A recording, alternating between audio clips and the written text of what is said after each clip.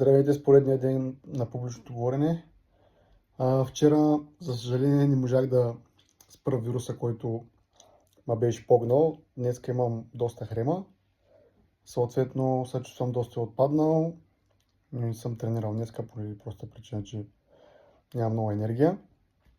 Но се лекувам. И днеска посланието ми е да се грижите за себе си. Защото здравето е на първо място. Без него сме за никъде. Яд ме, че вчера не можа да отида на Варна при Нюрс.